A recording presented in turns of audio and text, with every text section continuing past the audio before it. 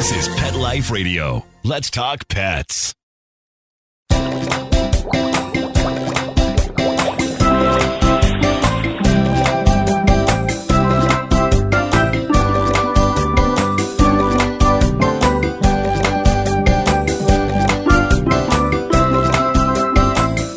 Welcome to Aquariumania. I'm your host, Dr. Roy Anong, speaking to you from the University of Florida IFAS Tropical Aquaculture Laboratory. Thanks for joining us.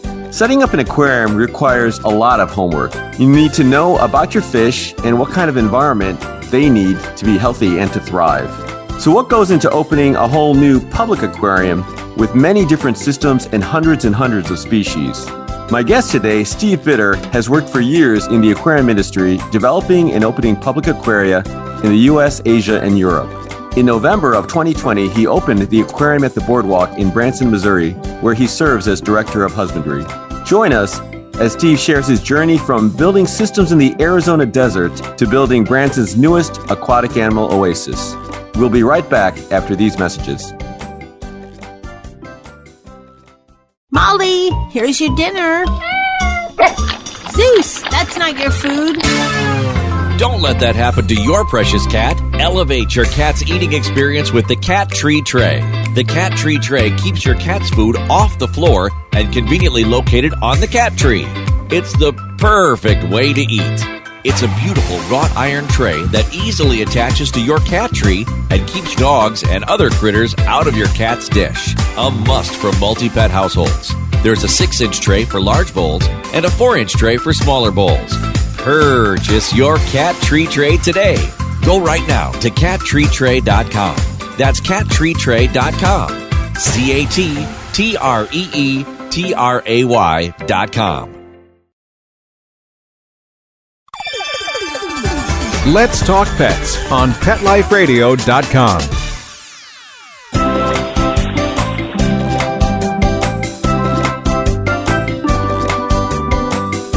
Welcome back to Aquariumania on Pet Life Radio. My guest today is Steve Bitter, Director of Husbandry for the Aquarium at the Boardwalk in Branson, Missouri. Thanks for joining us.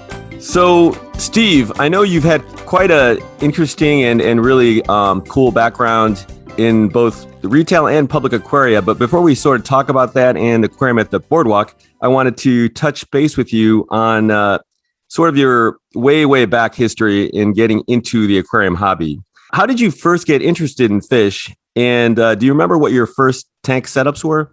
Hi, Roy. Yeah, absolutely. I do. Like a lot of us, I was interested in animals as a kid. I think a lot of us kind of share that in the field and in the hobby.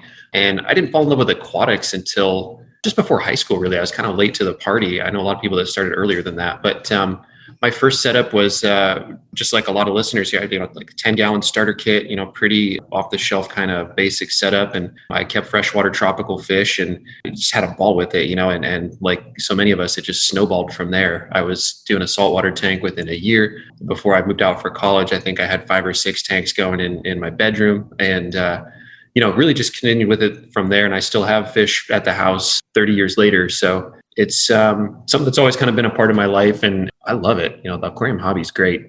Oh, I agree completely. So tell us about your days in retail. I know you actually worked in the hobby as a retail person yourself. And I think you mentioned something about starting in college. I'm not sure if you started earlier than that. I started earlier than that. I was in high school. As soon as I was old enough to get a job, I was really excited to go out and work with fish. And I got a job at PetSmart one summer when I was in high school and had, the time of my life up to that point. I really enjoyed working at that aquatics department and, just talking with customers and felt like we were geeking out about fish all day and helping people be successful. From there, actually, I got invited to open a small kind of family-owned store that was full line pets. So there was a lot of aquatics there, which I love, but I also got to work with reptiles and, small mammals, ferrets and hamsters and all that stuff. And there was birds and a lot of really interesting animals came through there. So it was a lot of fun and, great high school job. And then, yes, I continued through college off and on working in fish departments. And then out of school, I started working full time and got really serious about aquariums as a potential career, or at least something I wanted to become great at. So I guess tell me a little bit about Arizona. Now, that's kind of a sort of known as sort of a desert place. So how do aquariums and that sort of thing kind of fit into that backdrop. And also, do you remember things back then in the aquarium hobby that maybe are a little different from where they are now? Oh gosh, yes, they were really different. And I've thought about that a lot. I don't know what the appeal was of aquatics when I was in the desert, but I didn't have a lot of experience with the ocean. I didn't really have all that connectivity. It was just something that kind of happened to catch my attention. And I, like I say, fell in love with it. But there was, a lot less access to information then, I think. And, we were reading all the magazines and periodicals and stuff when we could get them. But realistically, you learned a lot from your aquarium shop, and that was a really important source of information. And I think people's success was, kind of driven by the quality of advice that they were getting from the support they were getting at the aquarium shop. And so I was really fortunate. I had a really good friend that was into it with me at that time, and the two of us would go and really try to find smart people that we could learn from. And early on, we did some things that are pretty cool in hindsight. I had my first saltwater setup was a 30-gallon hexagon tank, which isn't a great saltwater tank necessarily, but we had access to a lot of interesting animals back then that we probably these days wouldn't attempt, and we, like I say, got hands-on with a lot of cool stuff. And this was before, coral reef tanks were really achievable too. So when I think about my time in the hobby, it was a cool time to sort of grow. Because I think when I was in college, it started to become more accessible, and we kind of figured out how reef tanks work to an extent. And there was some great, publications coming out at the time. But you could plan on being able to reproduce that success. And, some of the voodoo kind of came out of the hobby, and you could figure out how things were going to work. And so it was a cool time to watch the hobby explode then.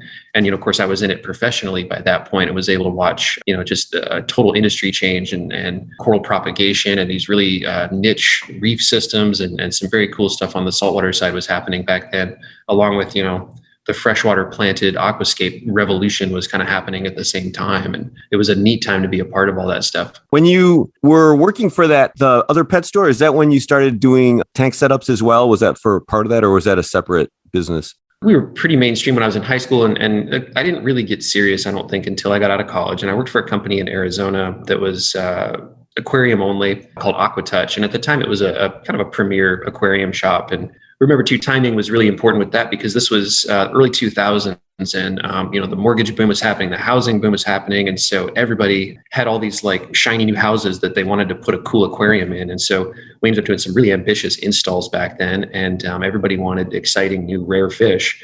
And so we did a lot of really interesting sourcing, and I worked with animals that I think a lot of hobbyist level people probably don't get to work with. There was seahorses and cephalopods and stingrays and stuff that I probably, looking back, 22-year-old me probably didn't have a lot of business working with those animals, but I got the opportunity, and it was a real growth thing for me. It was great.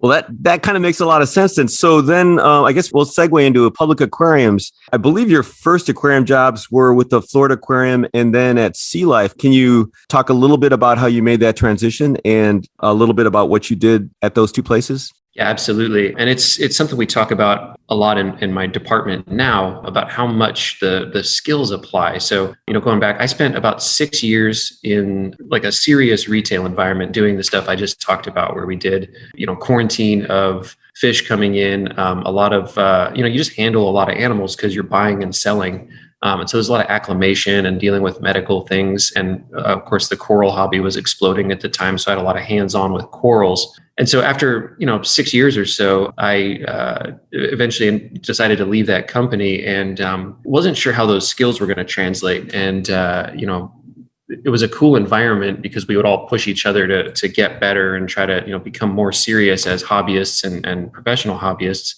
And those skills, as it turns out, were really applicable. And one of the reasons is every day we're dealing with customers, and you're essentially teaching, beginners how to do the fundamental things that go with aquariums. And I think you master your fundamentals really well by teaching it over and over and over again. So people that are really serious in the hobby, I think there may be this perception that there's all this high level science and all these things that happen in a public aquarium that you never even brush up on the hobby. And I think that's wrong. I think a lot of that stuff is very much cross applicable. So when I went to the Florida Aquarium, they took a risk on me, somebody that hadn't had public aquarium experience before. And coming in, I wasn't sure how prepared for that kind of work I would be. But it turned out that all those skills that I'd spent so much time developing in the hobby came in really handy.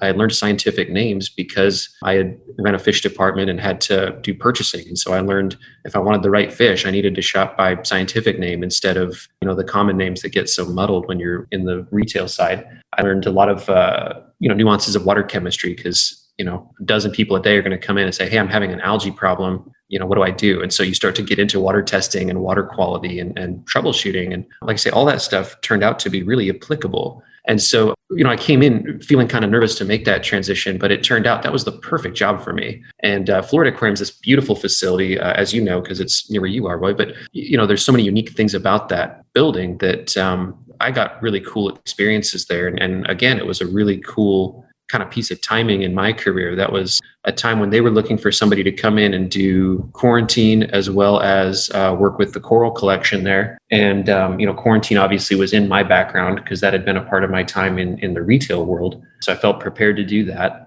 And then I came into the coral department there, not really knowing, but they were working with Caribbean corals. So there's all these protected species and these native stony corals that in the hobby you're not allowed to get anywhere near. So I knew of these corals, but I never even really encountered them up close. And all of a sudden I get to take care of them.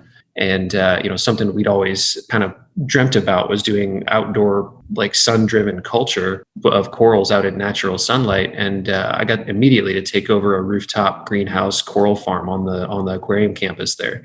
So I'm growing corals, in the Florida sun and just thinking, how did I get this opportunity? This is amazing. So while I was at Florida, I did all that cool coral work in the aquarium building, and I met some amazing people who are still really good friends to this day, and got to work with some really interesting fish and sharks and stuff that was, on a scale that I hadn't done before. But we also had this fieldwork component where we were, helping to do some coral restoration and especially coral spawning. That felt like new science to us at the time, where we'd go out and collect egg bundles from mature coral colonies, either in a offshore nursery or in, natural reef habitats.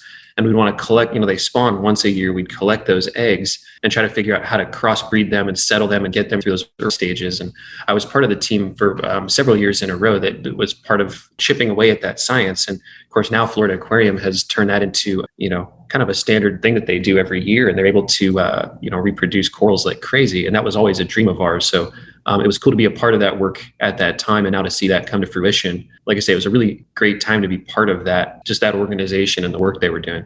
And then you made the change to, or you decided, I guess, to take a even bigger role in Arizona. Can you talk a little bit about that? Yeah, Arizona's home for me. And I didn't ever expect to leave Florida. I loved my time at that aquarium and felt like there couldn't be anything better for me in the world. But, families back home, and we had some things happening on the family side, and my wife's family had some health stuff going on. And we just kind of realized that as important as work was, there was some things we wanted to be a part of back home with our family. And it was fortuitous because a job opened up at a little aquarium in a shopping mall called Sea Life, Arizona. And I looked at that role, didn't really know the aquarium, didn't really know any of the people there. And I hadn't heard much about it. So I kind of went into the situation and just thought, I'll take a look and investigate it. And I went into that building and felt like there was a lot of potential there. And the building itself had really good bones. You could do a lot of things you needed to. And you could tell a lot of thought had gone in on the front end from some of the folks that were involved in there. And it just, staff wise, they'd had some stability issues there. I think I was like the third curator in 4 years, and they just never had really hit a stride. And I felt like that was a cool opportunity on the personnel side to try to build a team there that would kind of achieve the potential of that aquarium. And so we moved back to Arizona, and I took that opportunity, and I spent almost 3 years there. And in that time, we did a lot of cool projects. There's a beautiful animal collection there. And it's a smaller aquarium. Florida Aquarium, something like 1 million gallons when I was there. Sea Life is closer to, I think, 220,000 gallons total. And so this was, kind of a smaller scale, a smaller team, but still, plenty big to be intimidating for me. And one of the cool things about the Sea Life aquariums is that when you run that department, it's a lot less specialized than some of your bigger, more traditional public aquariums. And so we were responsible for so many more things, or so many different facets of that building, like all the filtration and life support suddenly was my department. And all the scuba diving, all of the medical and quarantine stuff. We had access to a really talented vet, but we would execute the medical stuff. There was collection planning and all the day-to-day husbandry and just all these different facets that normally you have colleagues who are dedicated to those things, and we had to do all that. So to get exposure to all those things and take responsibility for them, it definitely made us all grow. And I was really proud of the team that we put together there and stay in touch with all them. They've gone on to do some pretty amazing things. And then you decided to travel. Tell us maybe briefly about that before we take a break. I don't know if it was something I ever expected, but I got a phone call one day saying that, hey, we've got a project we're opening across the world in central China. And, it's going a little bit slower than we want. They've had some challenges there, and we're looking for some help. And I'm sure I wasn't the first person they called, but I think I was the first person that said yes. And I was really fortunate. They got me a visa and put me on a plane, and I went to China for 3 solid months and learned how to work in a completely different part of the world. And that's a challenge, I think, no matter where you are. But I'd only worked in the United States, and so a lot of the things that I assumed were true about working over there were very different. I mean, we're talking different pipe sizes, different manufacturers, different product availability. So the way I knew how to solve problems going into that building weren't necessarily an option. We had to learn a lot of new and creative ways to do things over there. And that absolutely made me grow. And I think it made me age about 5 years in 3 months too. I mean, it was really stressful, but we were able to get that aquarium open. And the last day I was there, we did a soft opening, and I got to see the first group of the public run in, and kids run up to the touch tank and started just having the time of their life, and it was a really rewarding experience. So that was my exposure to international travel and new aquarium openings. And from there, I got invited to join the global team that did that full time for Merlin Entertainment. And we opened, significantly more aquariums around the world in the next couple of years. So maybe before the break, any one great memorable story you can think of during one of those openings? Oh gosh, yes. There's dozens. Probably the most entertaining moment for me was we were doing a project in northern China, and we did a really successful initial stocking period. And the curator there was helping to translate for me. He was, fluent in English and Chinese. And there was kind of some big celebration that went along with the sharks arriving. It was this big media event that they wanted to share with that community because they'd been waiting for that aquarium to open for so long. So, we get the sharks in and there's some cameras set up there and people are really excited. And, I was very task focused trying to get these sharks off the truck safely. And it was kind of a long way from the truck to the actual exhibit. So we had to kind of do this long transport through a building, up an elevator. And, we kind of focused on that. We get the animals up and safely and see that they're navigating well. And it feels like a big success. And so I'm there in my wetsuit, because we've helped put these sharks in. And the curator calls me over and says, hey, come and talk to this reporter for a moment. And they start, doing a kind of a Q&A about, the sharks. And I'm comfortable doing that sort of thing. And then he says to me, there's 300,000 people watching this right now. What do you have to say to all them? And the scale of how many people were like in that region of the world just hit me. And I totally froze. I just didn't know what to say. But, it was a really cool place to work because there was so many people that were going to come and check out this facility and see the art that we had put together. And I remember, just being really startled that we had access to that kind of an audience. It was very cool. That is great. I don't think I've ever seen you freeze, Steve, but it's funny to hear. I was like a deer in headlights. It was wild.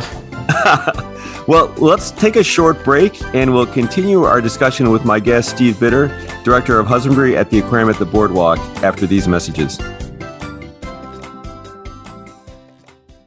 Take a bite out of your competition. Advertise your business with an ad in Pet Life Radio podcasts and radio shows. There is no other pet-related media that is as large and reaches more pet parents and pet lovers than Pet Life Radio. With over 7 million monthly listeners, Pet Life Radio podcasts are available on all major podcast platforms, and our live radio stream goes out to over 250 million subscribers on iHeartRadio, Odyssey, TuneIn, Stitcher, and other streaming apps. For more information on how you can advertise on the #1 pet podcast and radio network, visit PetLifeRadio.com/advertise today. Let's talk pets. Let's talk pets On Pet Life Radio. Pet Life Radio. PetLifeRadio.com.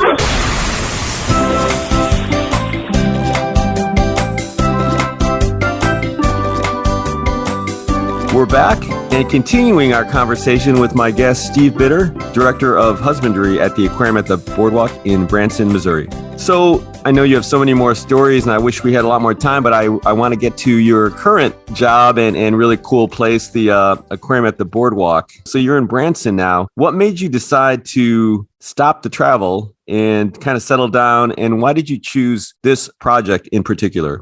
I didn't really know much about Branson. The aquarium that I'm with now is owned by a company called Cuvera, and it's this is their first aquarium. And I think my time with Merlin was really interesting because that's the biggest aquarium company in the world. And so my time with them, they had, I think, 60 some aquariums, and I think we broke 70 by the time I was there, and we opened up 8 more sites. And so, I'd kind of seen what an organization like that looks like, kind of at the high levels, and seen how to operate, just a big business like that was really a collection of small individual businesses. And there was an appeal to this aquarium because there's a lot of similarities between this company and the one I was with previously. They have operated attractions for a number of years. They've kind of had to scrap and fight and grow, like a lot of small businesses do. And they've kind of gotten to this really amazing spot where they were able to launch this big aquarium that had these really big, ambitious plans for it. And so kind of knowing that there was so many similarities between these guys and Merlin, it was kind of cool to think about going through those growth steps and watching an organization like that develop as an aquarium attraction. There's so many great things happening in this company on the customer service side, but aquariums were brand new. So we were going to kind of shape policy. We were going to develop creative ideas and figure out what our strategy was, how we were going to approach an audience, what our plan for conservation and education and all the mission-driven stuff would be, and to really be in on the ground floor for that sort of thing and watch this company grow was really exciting to me. If I'm honest, traveling internationally for months at a time takes its toll as well. So I was certainly ready to get off the road for a while and stay put, and didn't know that there was a pandemic coming. But it turned out that this was an amazing place for us to move when we did and kind of get to know the community here a little bit and get through the project. And then we've been in a really fortunate position throughout 2020 to have a good spot to live and work and sort of be removed from some of the most intense places around the world. So given that, and yeah, you're right, that is definitely fortuitous with COVID happening. Can you describe the mission, major themes, and exhibits at the Aquarium at the Boardwalk? Maybe give us kind of a verbal guided tour. Sure. I'll back up because Branson's an interesting place. And so your bigger sort of metro area, traditional nonprofit aquariums serve, I think, kind of a different audience in that, you see a lot of the same people over and over again. And there's a lot of repeat visitors and people that are there maybe on field trips and stuff to kind of get a lot of the layers of an aquarium. And Branson's a very tourist focused town. Sometimes at work we say it's our first, second, and third most important industry is tourism. It's a town of 15 to 20,000 permanent residents, and we get in a normal year something like 9 million tourists here. It's insane the amount of people that come here for really short visits typically, whether it's family vacation for a weekend or a week, or we get bus tours certain times of the year where people come down and catch shows. But we're seeing most of our visitors for the first and maybe only time. And it's a very family focused place as well. And so we knew that our aquarium needed to, really appeal to families and especially kids. And so we focused our building around that. And, we talked about the mission side and all the important animal care standards that are so similar, but kind of the overarching theme of the aquarium as we talked about it and developed it was fish and fun. We want to balance the entertainment component with, doing right by the animals and hoping to get people to connect and really take something away from their experience up close with really an amazing animal collection. So that was sort of the philosophy that went into it. And it's a unique facility in that way. And you can tell as soon as you come up to our building, because probably the marquee thing that people will take away from our aquarium is actually not indoors. We've got a 40 some odd foot octopus sculpture on the front of our building. It's this massive stainless steel installation. And it's this really cool piece of kind of modern art that lights up at night, and it's amazing photo opportunity. But, it just makes our building stand out in the skyline because we've got this octopus on it. It's really wild. And, from there, that same attention to detail went into the building. So we had some remarkable creative people put together,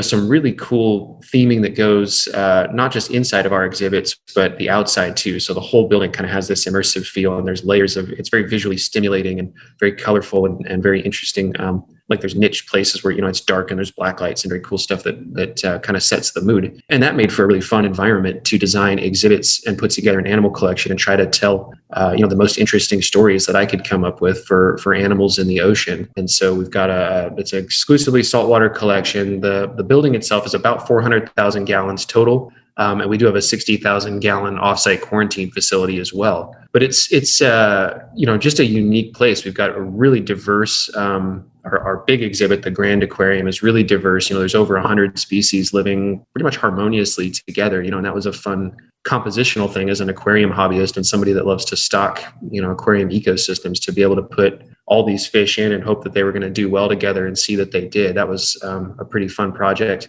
And then we've got, unique niche tanks anywhere from, 20 to 8,000 gallons of these other exhibits kind of around the periphery. And that'll showcase things like stingrays or garden eels or lobsters or, even some of the tiny, mantis shrimp and other niche kind of invertebrates out there. So there's a lot of interesting things in this animal collection. And, the goal was to try to find something that everybody would connect with and then put that animal in the best kind of environment to connect with our guests. And I think it's been a pretty good success. Yeah, I'm definitely looking forward to visiting at some point. So we kind of talked a little bit about retail, and I'm going to go back a little bit and ask you, based on kind of how home hobbyists approach setting up aquaria, how would you kind of make parallels between what you have to do on a much grander scale with a public aquarium? What are maybe some lessons that you can give some of the home aquaria folks in sort of the same vein?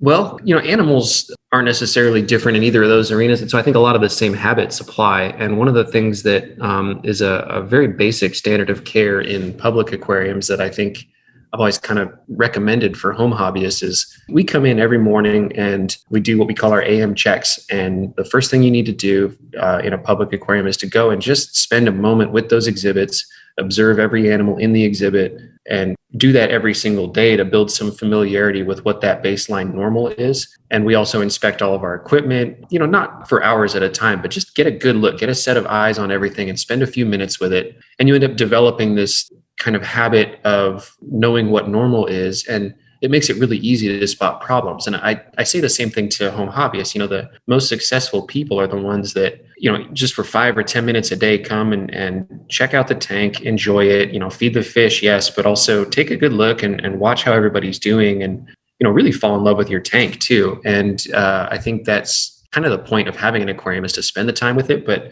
it's sort of this disciplined regularity where you can check out what your animals are doing. And so, we formalize that in the public aquarium world, but I think that's a really good habit for home hobbyists to have as well. We do regimented, scheduled water changes. And one of the things that we do a lot is putting effort into making stuff easy to do.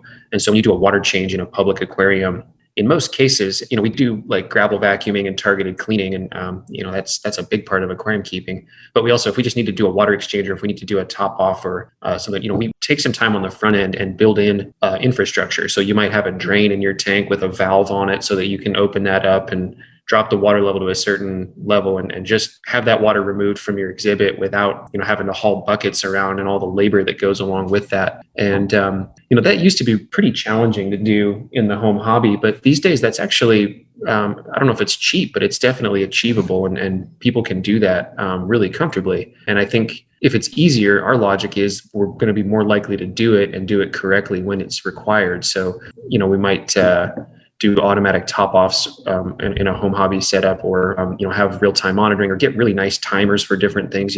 Try to put some work in at the front end and make aquarium care easier. And when you're excited and you want to bring home a new fish, and you just kind of throw something together, and you've got a million cords plugged into one power strip thrown behind your tank, it kind of creates this little bit of chaos. And I think taking a few minutes to kind of organize all those things and really make your maintenance easier, and it's going to make you more likely to do that, and you'll be a better hobbyist at home. I could get really into that one too. I'm just building a fish room at home right now and thinking about all these things. But I think a lot of those habits are just doing. It's the same everywhere, right? So animal care to me is doing the same things correctly over and over again and creating that stability for our animals. And so just making those things pleasant and easy to do. That is really great advice. Now, speaking of kind of habits and people, I wanted to ask you a little bit about personnel. I know personnel and and having the right people is really important, and as well as having pretty good ideas of what each group is supposed to do. Can you tell us a little bit briefly about the kind of departments or different groups of people at the aquarium at the Boardwalk and kind of their duties?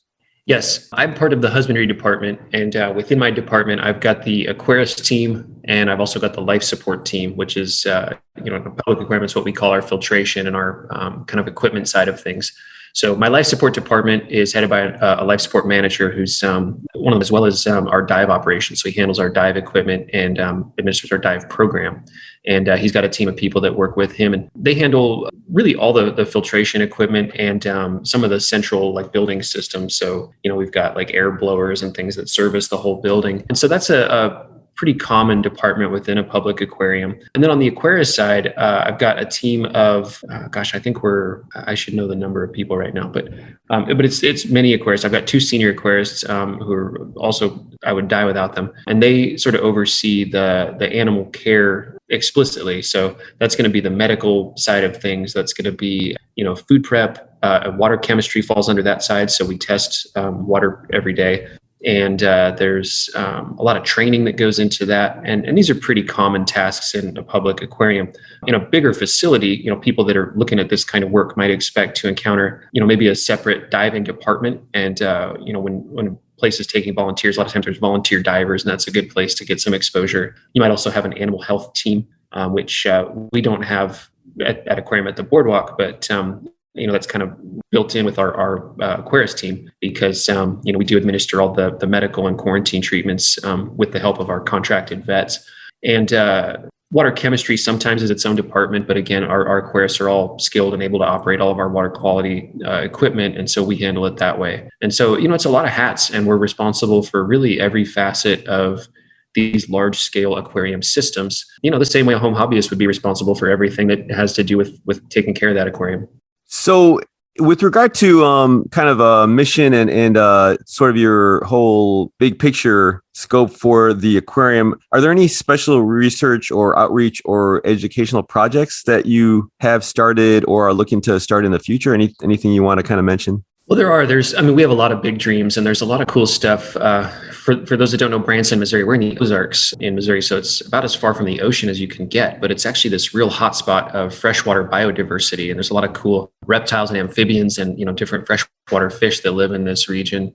And so I think there's a lot of collaborative stuff that we look to in the future. But if I'm honest, we haven't gotten a lot of that off the ground yet. The stuff that we are focused on, it was a huge task to get this aquarium open. So that's kind of where all of our energy has gone. But we early on decided we wanted to do something really meaningful. And because, all of our time and energy was going to be consumed opening this aquarium and doing the stuff here kind of in our lap, we wanted to find a cause that we believed in to just support financially and through amplifying their message. And because of my time in Florida, the thing I recommend is that we look at coral restoration, and we connected with Coral Restoration Foundation in Key Largo in the Florida Keys. And they're somebody that a lot of your listeners are probably really familiar with, but they're doing outplanting and, reef rehab essentially for a lot of really imperiled stony corals in the Florida reef tract. And then they've expanded all that outreach and replicated their model around the Caribbean and around the world, really. So it's this very cool kind of developmental process that they put together that grows corals in, safer areas nearer to the shore in the ocean, gets those coral fragments up to a reasonable size. They take them out to reefs that have had, degradation from either disease or storms or whatever. They plant these things out. And the hope is that those small coral colonies will develop into big sexually mature coral colonies and start to spawn and reproduce and repopulate the reef. And, that takes years and years, but they've gotten some really cool results. And there's a lot of places where their outplanted corals are starting to redevelop those ecosystems. And, all the same ocean hazards haven't really gone away, but that's a really meaningful thing for them to do. And so we were thrilled. We decided to support them financially, and we collect donations in our gift shop, and we have a lot of our guests will donate money to them at the point of sale of tickets. And we've been able to put together some really significant funding for them. And we also have some really cool graphics that we put up on a wall within our aquarium, and we're trying to tell their story. Because one thing we have access to that is unique to us is we've got this audience. There's however many people come through our door every day interested in learning and connecting with animals. And so that's a place for us to tell a meaningful story. And we've been able to do those things. And so that's probably our most favorite accomplishment so far. And actually, a couple of days from now, I'm going to fly down and finally get to visit their nursery and see how that's developed and grown. And so my staff are going to go with, we're going to outplant some corals, and we're thrilled to kind of finally make firsthand contact with them. But that's something that we expect to continue to grow. And then, as I say, there's some other projects that we'd like to get off the ground that, just aren't quite there yet, but it's a cool place to have, dreams like that and be able to really get involved. No, that sounds great. And definitely the coral work that they're doing, as well as many of the other folks down here, is really important. So I appreciate you guys helping out with that. I've got just one or two more questions. So, a lot of people, and I'm sure, over the years, many of them as well, dream about working in an aquarium, in a public aquarium. What are your recommendations for students or even, folks that are out of school that are interested in working in the field? And kind of what are you looking for, as a kind of a head of an aquarium for an aquarist or educator or other positions at your facility? Sure. We get this question a lot, and it's a challenging one to answer because, if I'm honest, so many people in the public aquarium field come from such different backgrounds. And I think there is sort of a textbook way to prepare for it. It's a challenging thing to really feel like that's necessarily the best way. I think the traditional route is to go to school and study marine biology and get familiar with fundamentals of ocean chemistry and animal biology, and try to think through how that would translate to an aquarium. The challenge is that very few academic programs, as you know, are really aquarium focused. There's kind of this skew towards research and ocean research, which is so important. But those skills don't necessarily overlap with taking care of animals in a human care environment. And so in addition to that academic side, I think so much of this kind of work is experience-based. And, I'm maybe a little bit biased in my perception of that because I learned this through industry in the retail world. But certainly you can learn this in a non-academic setting and probably faster, I think, if you've got hands-on with animals. And so for a lot of people, that might mean volunteering, that might mean doing an internship, and not everybody has that opportunity. And so, a lot of it is just very focused study and practice and just getting better as a hobbyist. And, some of the best technical interviews I've ever had from different people are people that are really high level hobbyists and have just devoted themselves to really digging into how an aquarium works. And so, if I'm giving advice, I don't recommend maybe anybody take the route I took to get here, but it's worth getting some hands-on experience, especially if you're a student that's in school and looking towards this kind of career. Make sure that your curriculum is giving you some skills that make sense within an aquarium care environment. And if not, there are programs out there that, I can think of the Oregon Coast program, and there's a couple over here on the East Coast, there's a couple in the Midwest that have aquarium science specific degrees. People thinking about going into school specific to this work might look at a program like that, or again, that hands-on experience in combination with a good grounding in marine biology foundation.